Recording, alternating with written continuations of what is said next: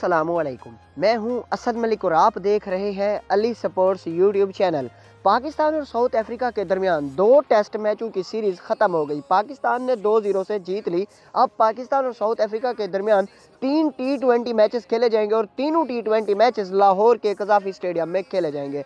आज की इस वीडियो में बताऊंगा कि पहला T20 मैच किस तारीख को होगा, कब खेला जाएगा, यानी कितने बजे शुरू होगा और पाकिस्तान की प्लेइंग 11 क्या होगी साउथ अफ्रीका के खिलाफ, सारी तफसील बताऊंगा। उससे पहले हमारे चैनल अली स्पोर्ट्स को लाजमी सब्सक्राइब कर दें, इस वीडियो को लाइक कर दें और आपने कमेंट में बताना है कि पहला T20 मैच कौन जीतेगा, कमेंट में ज़रूर बताना है। तो दोस्तों, अगर आप पहला T20 मैच अपने मोबाइल पर लाइव देखना चाहते हैं, दूसरा T20 मैच, तीसरा T20 मैच, क्रिकेट के तमाम मैच अपने मोबाइल पर लाइव देखना चाहते हैं तो एप्लीकेशन का लिंक मैंने डिस्क्रिप्शन में दे दिया है। आपके सामने वीडियो में तरीकाकार भी शो हो रहा है, डिस्क्रिप्शन में जाएं, इस लिंक को ओपन करें, यहाँ से आपको एप्लीकेशन मिलेगी।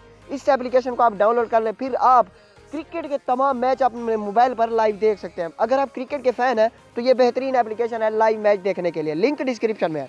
तो दोस्तों, बात करते हैं पाकिस्तान और साउथ अफ्रीका के दरमियान पहले T20 मैच की। तो पहला T20 मैच 11 फरवरी को खेला जाएगा। जी हाँ दोस्तों, 11 फरवरी को खेला जाएगा, जुमेरात के दिन।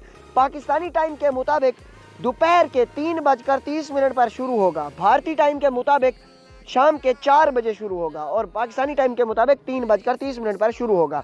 बात करते हैं पाकिस्तान की प्लेइंग 11 की, कि पाकिस्तान की प्लेइंग 11 क्या होगी पहले T20 मैच में। तो आपको ये बता दूं कि फ़खर जमान जैसा कि पहले स्क्वाड का हिस्सा नहीं है, शर्जील खान भी स्क्वाड का हिस्सा नहीं है, तो बाबर आजम होंगे नंबर 1 ओपनर। न्यूजीलैंड टूर पर तो वो नहीं खेल सके, लेकिन इस पर यानी साउथ अफ्रीका के खिलाफ वो ओपनर ही होंगे। T20 में कप्तान बाबर आजम।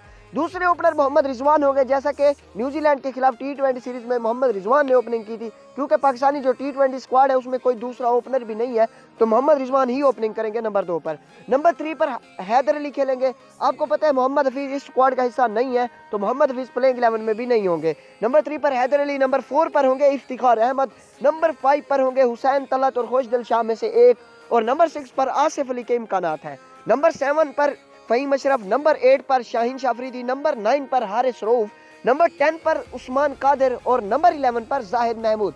शादाब खान इंजरी की वजह से स्क्वाड का हिस्सा नहीं है और इमाद वसीम को यानी उनकी परफॉर्मेंस की बिना पर स्क्वाड में हिस्सा नहीं दिया गया। यानी इमाद वसीम और शादाब खान पहले से ही बाहर हैं स्क्वाड से, तो वो नहीं होंगे प्लेइंग 11 में। जो स्पिनर उतारे जाएंगे, एक होगा उस्मान कादिर और एक होगा जाहिद महमूद, जबकि फास्ट बॉलिंग में फ़हीम अशरफ, शाहीन शाफरीदी, हारिस रऊफ।